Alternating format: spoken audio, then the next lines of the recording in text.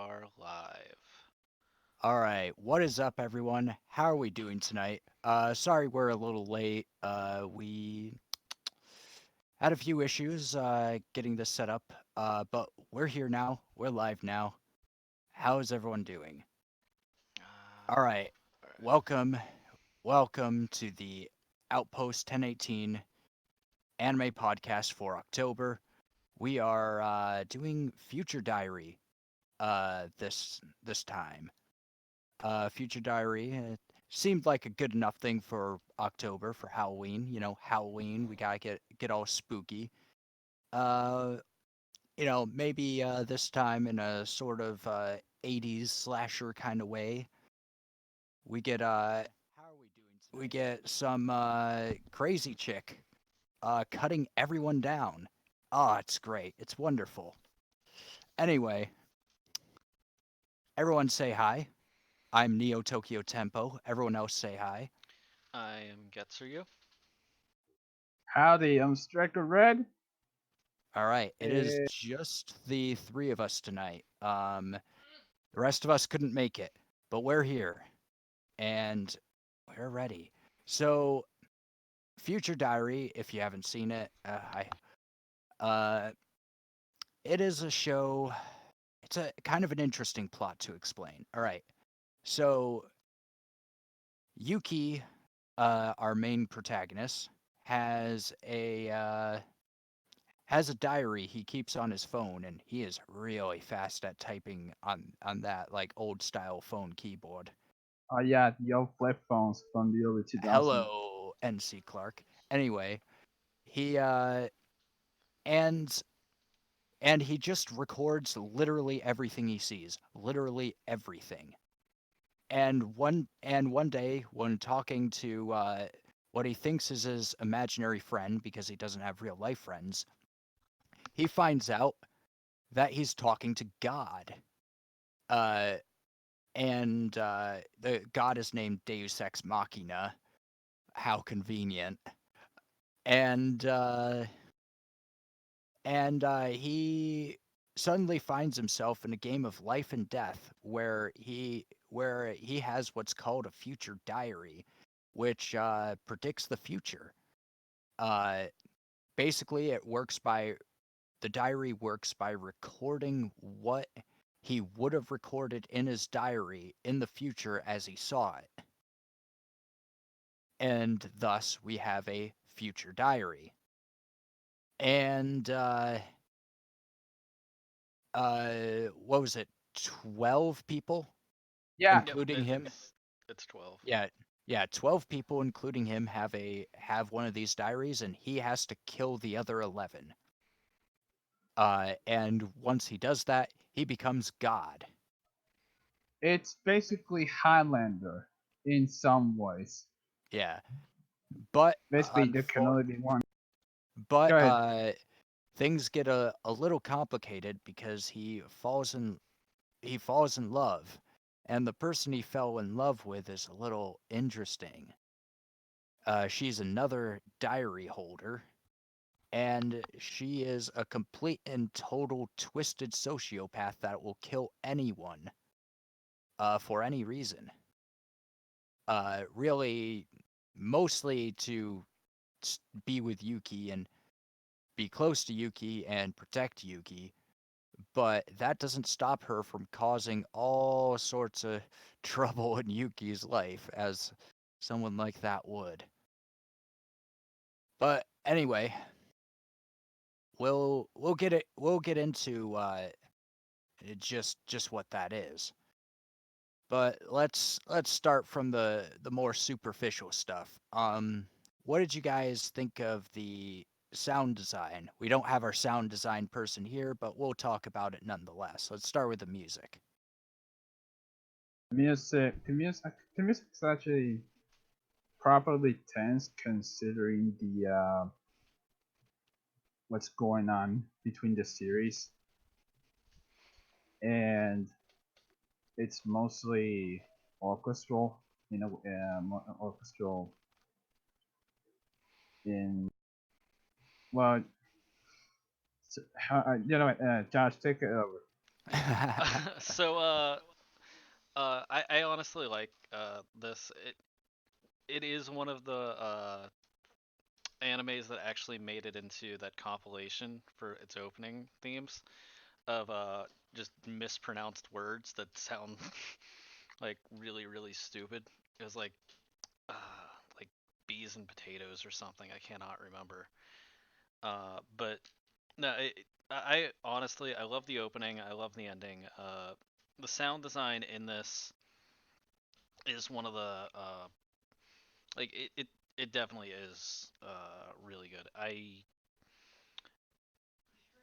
There's just a ton of action, I guess, is the way to put it, and they did the explosions well. They did the buildings crumbling well. Just all the fight scenes were very well uh, laid out sound wise. I should say. Yeah. You know what you know what I noticed? They did that thing, that extremely stereotypical horror movie thing where I think they actually ripped it from like a public audio library or like some movie, some B movie or something, where they go, Oh, "Ba-na-na." oh, You know that if I thing? interject, yeah, Yeah, yeah, yeah. yeah, I yeah, actually noticed that it's actually more like a public domain theme. yeah, yeah, I'll be honest with you. I should have said this before, but I honestly liked the second intro a lot better than the first one, Yeah. just because they had more. It had a lot more energy. It's not that the first one isn't bad. It's actually great, especially the German and the Latin. The uh, ending, I can. It's okay. yeah. I watched I watched both openings. I found the I liked them, but I don't know. It was one of those things where I skipped them anyway because it wasn't like a must see opening, but it was decent. Um, I though I did get a kick out of the second opening because half the half the characters they showed in the second opening were already dead by then. Yeah, I mean they still had to continue it. It is the death game. It is 12 people. So they still had to keep that up. But yeah, it's like yeah, like half these people are dead. And I guess you could say because they are kind of in the final two episodes a little bit as like glimpses in.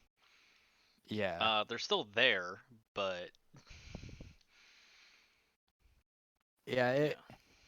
Uh, I don't know. It just kind of felt weird. Oh, like everyone in the opening's dead already.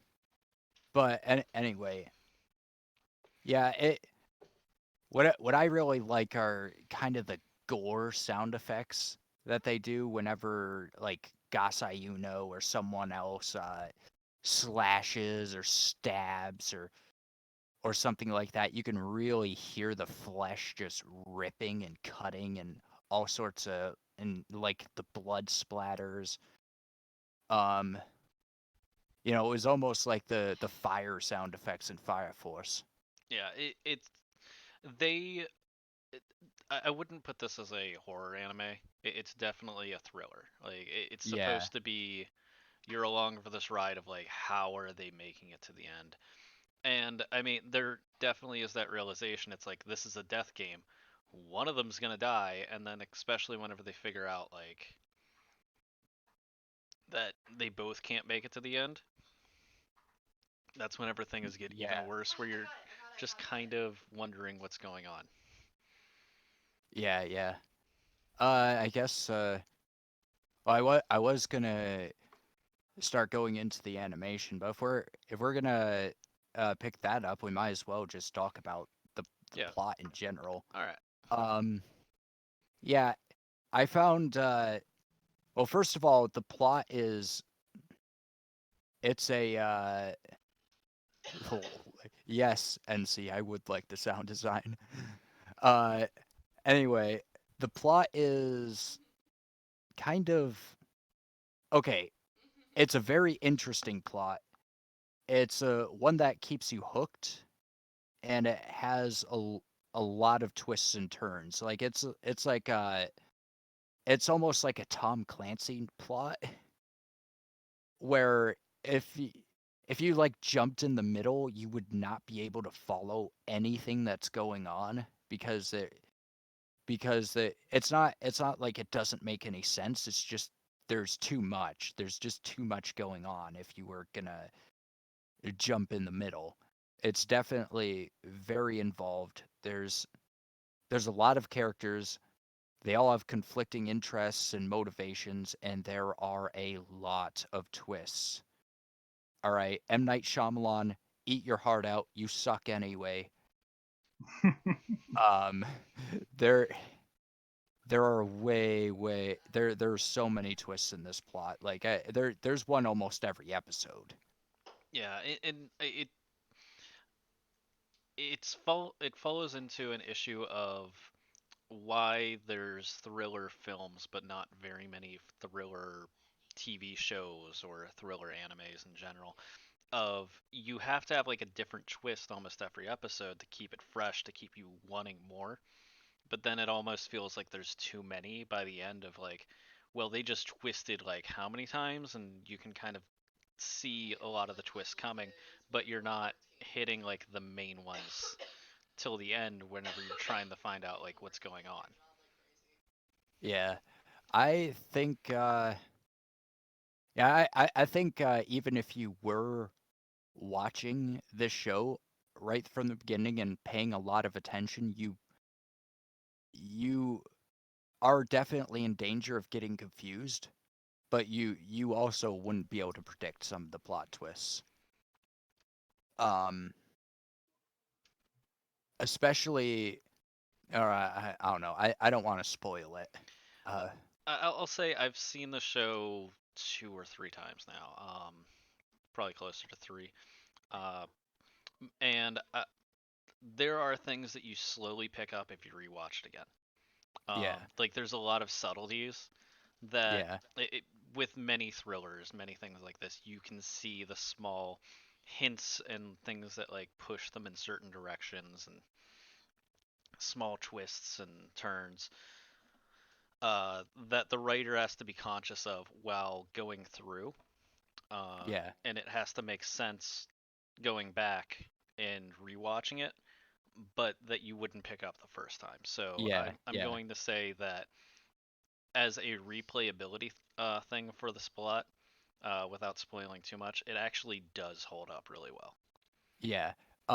Most of the plot twists are definitely well telegraphed, even if you don't notice it. They are telegraphed. Um, Since I I haven't I said anything about the oh plot. what was that? Well, Yeah, what can I say about the plot that? Well, what can I say about the plot? It's that I did the straight up references to Battle Royale since it's basically 12 people and they all had to fight to the death to was see if that movie made before this? yeah. Was it made before the manga though? That's the question. All right, let me take a look. Because it is kind of like battle royale in a way. The Um, uh the I know Battle Royale came out around the late 90s, yeah, so oh, okay, yeah, okay, all right, yeah. yeah, So if we want to talk about like the battle royale aspect of it, this was a very niche thing in Japan for a while, where they were talking about battle royales long before America caught on to it. Um, so this like kind of like group attack is very it was a thing that was played out in Japan a few times. This is just one iteration of it. all right, and then the fact that it's ultimately a game by Deus Ex Machina to succeed, and because apparently in this anime, gods only last 10,000 years before they die. and his assistant is the one responsible for scouting the participants. And they are very interesting. So far as to see a 5-year-old kid whose parents are in a cult participate in this, but he's like really intelligent for his age. Yeah. The yeah, that's one thing we should go into is like the individual characters and like how all their diaries kind of work. Yeah. Because your future diary reflects what you used to write in your diary before it became a future diary. So Yuki's is completely random because it was just whatever other observations he made. Well, his was known as the uh, like all-knowing diary or something. It also or the random diary, because Yeah, he had every single thing, like anything that he saw, he'd just write about, and then he tried to keep himself completely out of it. yeah, And in the case of it's basically the Yukiteru diary, which is basically, as the name implies, a diary entirely on surveilling Yukiteru's very moves. Yeah, yeah, It- yeah, which is yeah. really creepy. Here, I can just read through these really quick. So you had the third, who you barely meet, um, and he was just a teacher, and he had the murder diary, so he could see what his victims and how he killed them are, like tabs on theirs. yeah, he Uh, was a serial killer. yeah, and then you had fourth, and he had the criminal investigation diary, so you could see any crimes that were going on that he was writing about. Uh, fifth had the hypervision diary, and that was like the coloring book.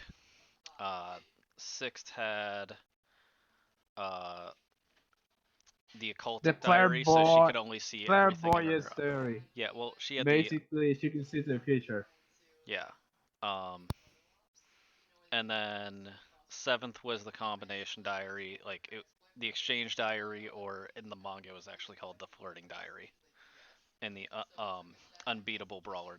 Oh wait, they had the flirting and the brawling diary from different part, but they had the exchange diary because they had also They were in love. yeah, because there was also the eighth who had the blog diary, and then she could hand out more diaries.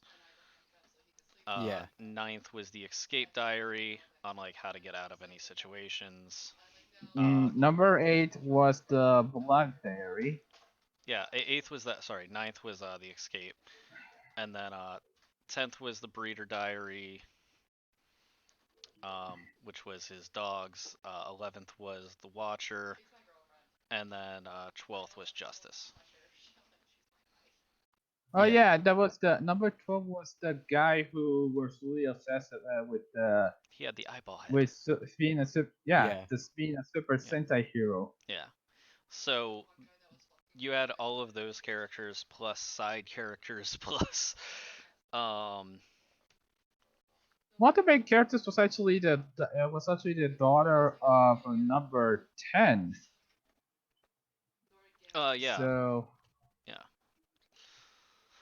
So you had all of those diaries kind of mixed together and yeah, all fighting each other, and then you had a bunch of other characters. But I think just going into each character, if you want to talk about like maybe just the main ones, which would be what first, second, um, I would say first, fourth, second,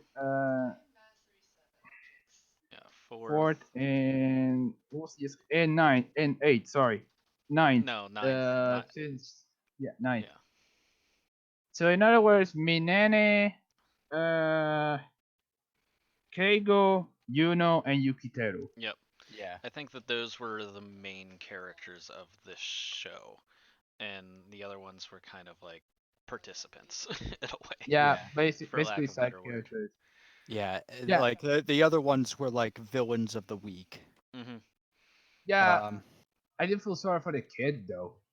Yeah, I think I don't even think like that some of them were like villains of the week. I think that some were just like they were stronger, but they were just not as smart or didn't think it through as well. yeah. But yeah, Well, Um, go ahead and if I was gonna say that each character not only was their most interesting, but also how they came to be in each and even in each episode they would show how they came to the competition as a whole. yeah, Since Mormer, the assistant of Deus Ex Machina, is the one that's been dealing with this. yeah, and like no matter how minor like the diary holder is, like how quickly they just kind of bring him in and kill him off, you can they still bother to like show you their backstory and stuff like that. And it kind of gives you like an idea. Their motivations are quite well laid out. yeah, I think that that was one of the important things about the show is like it shows why all of them are who they are.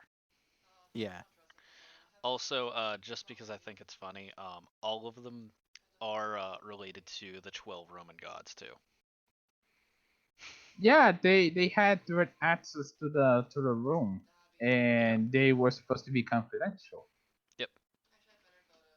So, and you can look that stuff up. Like, I'm not gonna go into everything, but like the main thing that you can know if you know a little bit is like Jupiter was Yuki, and then Juno was Yuno.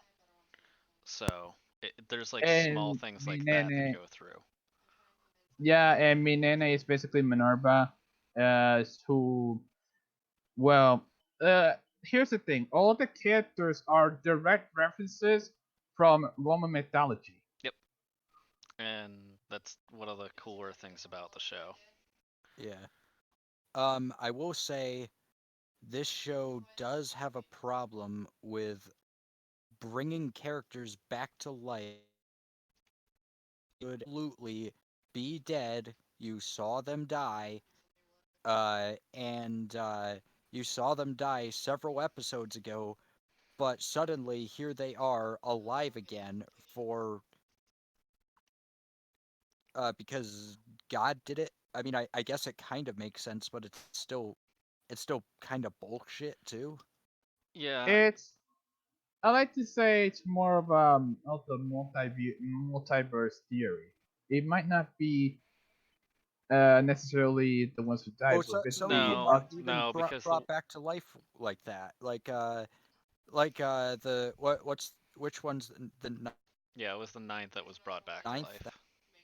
Yeah, like she comes back to life, and it makes absolute like her entire uh hey, how's it going? What was that, Michael? Anyway, her entire life, her entire body was ripped apart in an explosion, and just some for some reason, oh, God brings her back to life, Yeah. and I guess he does it for a power play, but at this point, I thought he was she was dead, and I felt like I got cheated out of like the heroic sacrifice she made. Uh, I, so I think the point of it was like she was making that heroic sacrifice, and then it's like, well, obviously you're one of the people that I can trust because it's a heroic sacrifice. Um, and then he just like pulled her out like the last second, and he's like, all right, I need help because the one thing is causing all of these other issues, and we need to stop that. Yeah. So, Uh, like, I yeah. understood that, and I think that also comes down to the I accidentally wrote myself into a corner, Yeah. and I can't get out of this corner with it almost ending. So, we're just gonna make you this thing now. So, All right. Yeah. Yeah. And that happens a lot in anime too. Like, Yeah. The There is also another thing is there's a very important plot point in the ending that I won't spoil that makes absolutely no sense unless you watch an OVA for it that was made 2 years later. yeah. Which I think honestly I think that's I mean it doesn't ruin the whole show obviously, but I think that's kind of unacceptable to do. Like the story needs to be internally consistent without having to rely on external material. I'm gonna slightly disagree. Like, it was kind of like this ending that whenever I first watched it, I do remember like feeling like this is kind of weird, and it's like that happened, and then it's supposed to be like this happy ending, and you're just supposed to like feel like good about it, and then I feel like the OVA was like, all right, well now we have to explain why there's a feel good ending at the end of this. Well, supposedly it's like the true ending of Mirai Nikki. like okay, let's say that's true. It's still it still doesn't make any sense unless you rely on external material. Yeah, Yeah, they don't. Yeah, there's still a couple of things that are never explained. Like Yeah. It is just one plot point, so it's not like it sinks the entire series or anything yeah. And I mean, ridiculous like that. if they never showed that plot point, right? Like that is literally like the last thing in the show. If they never showed it, like no one would have cared. Yeah. It would just be, wow, this is a really shitty ending. Yeah. So let's Um let's be honest. The real reason why people even watch Mirai Nikki is because of the meme material that came from the true, and I mean the true main character of the series, yeah. Miss Yuno Gasai. yeah, Yeah. Let's yeah, this is yeah, a perfect time to segue into the characters. Yeah, Gasai Yuno is she's quite an interesting character. She is a complete and total twisted sociopath to to the core, just completely rotten. And the only thing that goes through her head is her love for Yuki. And the only reason she loves Yuki is because Yuki, as a joke, said he'd marry her as a joke, and and she was heavily abused as a child, and she is undyingly loyal to Yuki, so it seems, until you start digging deeper into her and the show starts revealing more things about her. And in reality, uh, she is only she's only loyal to him so much as it makes her feel good yeah. Uh, in a way. there is one that it was like in one of the final episodes, and that one really stuck with me. Like one of the things that she said, which was the only reason we fell in love with each other was product of circumstance. And I I mean, yeah, I don't think Yuki would have fallen in love with Gasai if they weren't in this crazy survival yeah, game, and if Yuki wasn't so weak yeah, like that he had to rely on her. mhm. Not only is Yuki weak, but he's also fucking stupid. Well, Let's be honest here. at first he's like that. But then like maybe 2/3 of the way into the series, he starts mowing people down like he's Gasai, and Basically, he takes it in a level. He upgrades to badass, yeah, even if it's accidental badass. yeah, Because in the case of well, as we mentioned earlier, is based on the goddess Juno, who was in love with Jupiter to the point where she was willing to eliminate anybody who went near him, including his parents. yeah, And I mean everyone who came close to Jupiter. yeah, Hell, Yukiteru is basically the Japanese, supposedly the Japanese pronunciation of Jupiter, or at least a corruption of the Japanese pronunciation of Jupiter. yeah. Um, yeah, that would make sense. That is basically what does.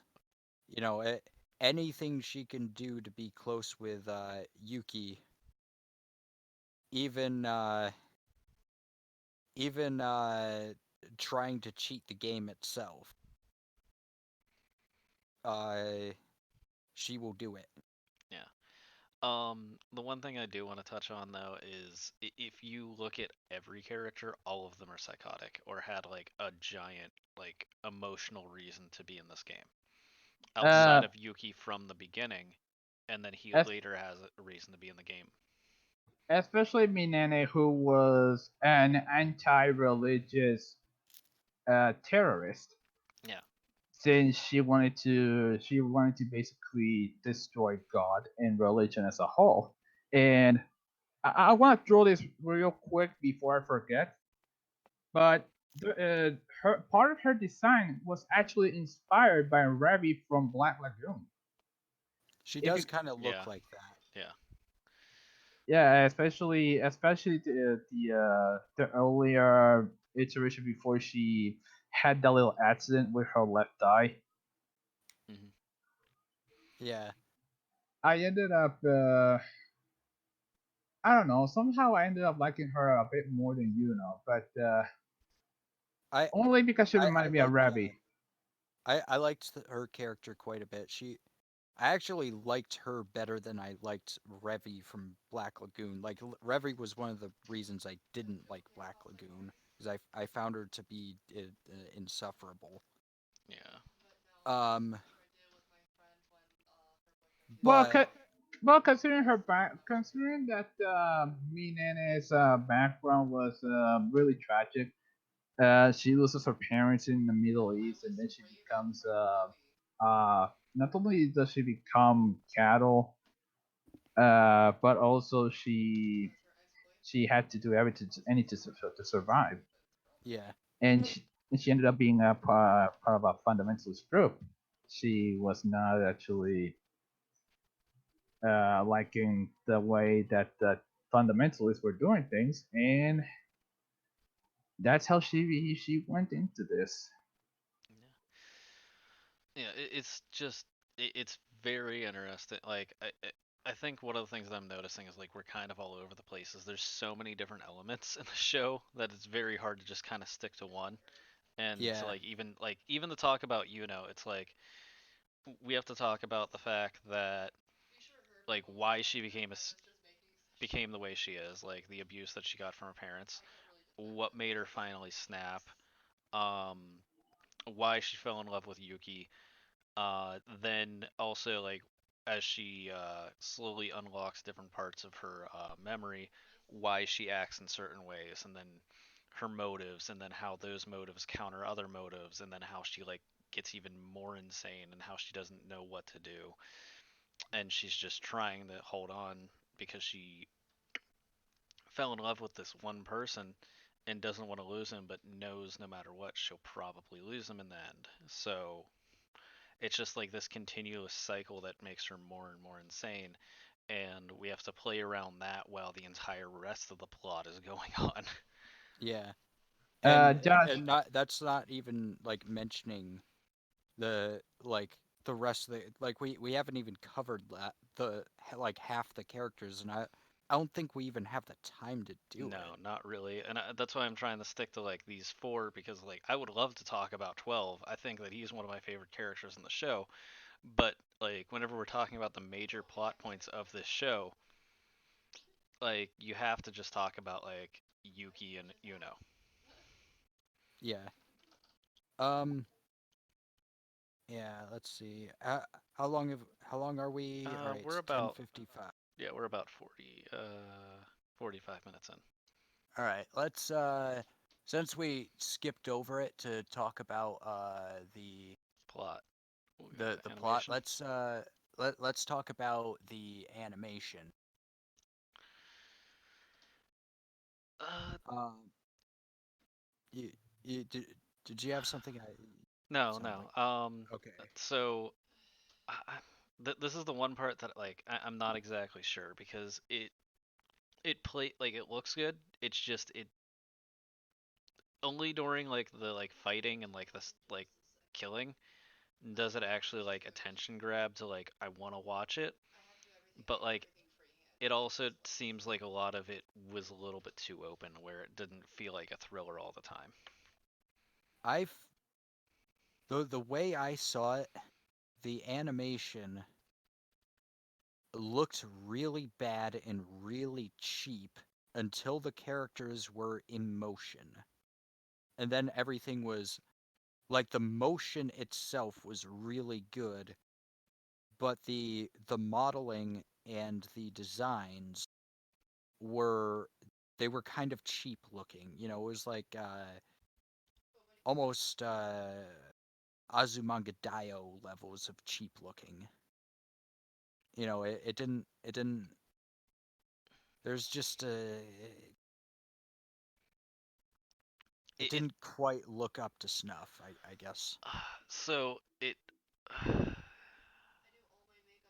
man. So it ran from 2006 to 2010 as the manga, then the redial was 2008. Yeah. So it was 2011 the TV show came out. I'm trying to think of like what other animes were around that time and like compare Um, those in my head because I think that that was Uh, really the style at the time. well, I mean, didn't when did Kill a Kill come out?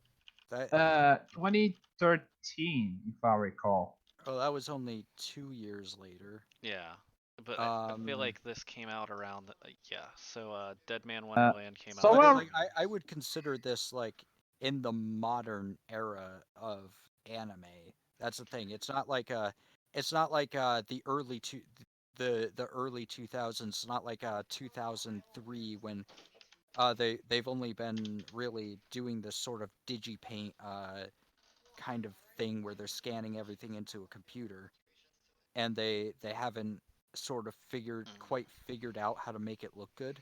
Yeah. I'm looking at other like bigger animes around that um, time, and guys, mind if I interject for a Yeah, second? go ahead. yeah, you're on the podcast. Go ahead. All right, I'd like to talk about the CGI, which honestly I feel like half the budget ended up being the CGI, and it was. I'll be kind Trash. here. It was not exactly good looking at all, especially Deus Ex Machina's design. Yeah, it looked like they had one bone or like two bones and a single joint in the middle to move the mouth.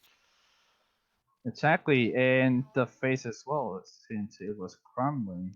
Can Like we it agree that looked most CGI in anime is just the worst thing to do? like, I mean, we know it can good and it can look good. Like we've seen it look good in shows we've covered before. yeah, and that well, I guess that's more recent. I guess It is more recent, yeah, but like CGI still it isn't exactly a new technology, no, and it just seems like it, they always make it like really cheap. And I guess that's the point. They're trying to cut corners by using CGI, hmm uh, which is why they use it for like cars and stuff like that because they don't really want to hand draw every frame of a car moving when they Yeah, can just CGI it in. yeah, it's actually more cost effective to use the 3D models of instead of actually doing the characters and so on from scratch. Yeah, but at the same time, it like you can tell, you can tell it's there. It looks like trash, and if it looks like trash, it looks like trash, and I'm gonna complain about Yeah, it didn't. It really didn't look good at all. The fight scenes, however, regarding Yuno's, well, Yuno's it. very Slashy, yes, knifey. katana attacks. Oh yeah, those were that's where it truly shined for the most part. Okay. I'm also looking up what studio this was. It was It was still Asred. It was Asred. Honestly, Future Diary is the biggest, maybe second biggest, you could say, uh, anime they've ever done. So that's probably the reason it looks so cheap. Yeah. The only other one and they did was I couldn't become a hero, so I reluctantly decided to get a job, and then they also did Shuffle, if you guys know what that is. So they're a pretty small Yeah, studio they're a super small that studio. that just made an anime that just happens to be quite successful and popular. Yes. yeah, they're also known for the Cards Party series. Yeah.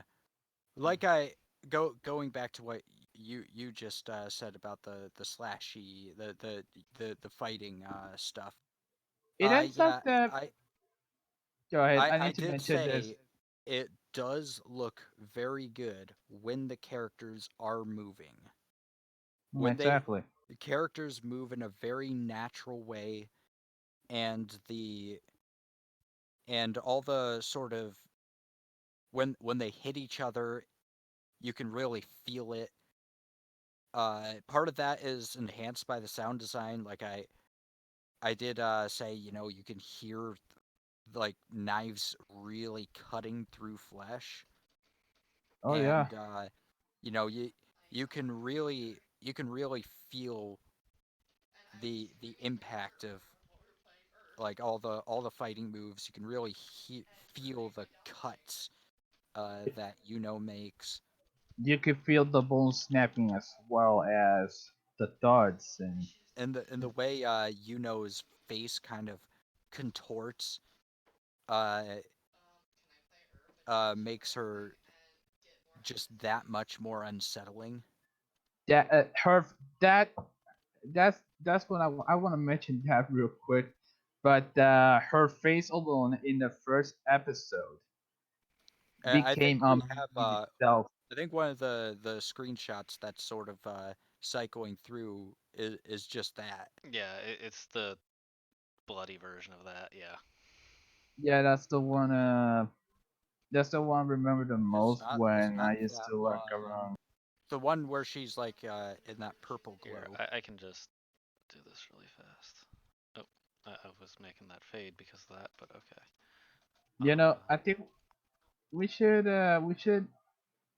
I don't. I highly doubt we would I, go to this, but I just realized I'm looking at it like in the past, and Yeah, I couldn't even tell which one the stream was seeing when I said that. yeah. Anyway, Let me just. I I would have said we should have discussed the character designs a bit, but I think we covered it. yeah, I So we think had to do for the I rating. think we've covered just about everything we need to cover, and we've made pretty good time. It's only Yeah, 11:04. yeah. And this is So this is the image that we were talking about. Just bringing it up really fast. Yeah. Uh, yeah, so let's just go do our review. all right. 1 second. Oh wait, I had to review Here, I'll Striker's do comment. the I realized that it didn't show up. So uh, I'll do the math yeah. this time, All right. just because you're streaming. Yeah. So I honestly, I like this anime. I like the psychological thriller kind of stuff. Maybe a little bit too much to my detriment of giving it a good score, like a worse score. Um, for me, I know all the flaws, I know all the issues, so it's not obviously not going to be a perfect score. But I want to touch on the fact that it clings your attention all the way through. It 100% goes like, oh, what's going to happen next? I want to know what, like, who wins this game. I want to know how they get through this fight. I want to know how they make it through this next stage. I want to know how this all resolves. And the entire time you're watching, you're trying to like play out the puzzle pieces and figure out like how they're going to manipulate certain people and how they're going to fight their way through everything and who's on whose side and all of that. So like just on that alone, like it keeps you so locked in that you can binge watch this and enjoy it. It's not perfect. It was done by a B-list studio, and it does have its flaws to the point where you kind of need to watch the OVA to really appreciate the ending. All of that being said, because all the characters are so different and distinguished and have like their own motives, because there's so much plot and so much to enjoy, because there's actual replayability in this where you want to, like, if you do decide to go back and watch it, you do see things lining up, uh, and it still makes sense. That's why I'm gonna give this an 8. All right, my turn. Uh, I will say, having binged the entirety of the show on Friday, I would say it took quite a while for me to get into it in some areas. But I will say some of the female characters' designs were very pleasing, especially Yuno, since in all honesty, I have a thing for pigtails, and pink hair is actually one of my weaknesses as well. But that being said, it Never meet really my fiance. but yeah, it's the show is absolutely ridiculous at times, in both the good way and the bad way. But the good way, kind of ridiculous, kind of goes in there because of being incredibly OP when it comes to her sword fighting. Because well, it's basically ironically enough, she ends up being the main character, and Yuki Teru ends up being cast aside a bit. Not as the leader, but most of the attention goes into her. That being said, it's not that I'm not a big fan of a 26 episode series for time reasons, but some episodes drag on and on regarding the plot. I know what the plot is. I know it's supposed to be a battle royale anime, and it was supposed to also be a thriller, but somehow it didn't know where exactly it was going to be exactly. That being said, uh, considering that the studio that made it actually was comprised of mostly Shebeck employees, you can see why the budget was so low. Considering that that company is very famed for cutting corners. Overall, uh, if you want to see crazy ass bitches, this is your show. And as a matter of fact, this show is actually kind of infamous by Yuno herself. Of all things, Yuno is known as the Queen of Tsundere in the anime world. Like she's the Yandere. the yandere. People I will people will rip our heads off if we get that wrong. Yeah, like Yeah, I apologize. I apologize. I meant to say Yandere. She's the Yandere queen. Is basically the craziest bitch I've ever seen in anime, and I've seen some real shit right now. I've seen Black Lagoon. I've seen oh god, I've seen Barefoot Gen, and honestly, this anime has unsettled me. It hasn't made me more. Uh, in other words, it's actually unsettling to see all the slashing at times, but it ends up being more hardcore than Barefoot Gen, and Barefoot Gen is basically one of the most fucked up animes I've seen. It's basically about the Hiroshima attacks. Overall, the unfortunate the unfortunate part is it's quickly forgettable at times if it weren't for Gasai. So 7.5. I can't really give it a higher score than that if you want for the plot holes. It has more plot holes than cheese. It has more twists than an M. Night Shyamalan movie, like you guys All said. right. All right. And So I when I got into this show, I would I really wanted to choose this just because I I've seen the memes about it and I've never watched it, and I heard there were some decent girls in it. That's the main reason why I because we were like, what are we gonna do for Halloween? Let's do this memes and there's some good girls, and I got more than I bargained for. I mean, the plot kept me interested the entire time. Um, Gasai was deeply unsettling, and at any moment it looked like she could just crack, which she does all the time. She's basically a ticking time bomb at all times. I found Yuki to be annoying at first until he finally gets through his development as a character and stops being a wimp all the time and like starts taking some initiative and like knifing people and mowing people down and coming up with plans to outsmart the other diary holders. Um,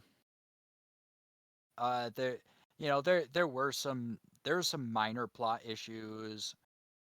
Um, most of them I can't quite go into without spoiling. And really, this is just a wrap up anyway. Uh, yeah. All in all, I'd say this one. I give this one a 7.5. And I also did the number crunching this time. Our scores averaged 7.6, interesting. or no, wait, hold on. I'm rounding up. All right, scores averaged 7.7. Um, and the mouse score is 7.77. I guess I can round it to 7.67 or something. Here, I can show that on on this little like But up. but yeah, that's we actually we keep getting very close to the mouse scores. We seem to be quite good at that. Yeah, so Uh, the IMBD is also a 7.7. Like it's Nice. very yeah, well, I was gonna consistently mention that. it's very consistently around like the upper sevens. Yeah. Um I Even the think count that's rate and I implement. think that's about right. You know, it's pretty good. It's fun. Not perfect. Not a yeah. masterpiece. Um. Yeah. So I guess that wraps up our podcast for this month. Stick around for next month where we Uh will be covering Doctor yep. Stone. Oh, Right. nice. I hope everyone has a good night and has a happy Halloween. Happy Halloween, y'all. Be Happy safe out there. Halloween. Don't eat too much candy, drink instead. All right, All right. bye. See ya.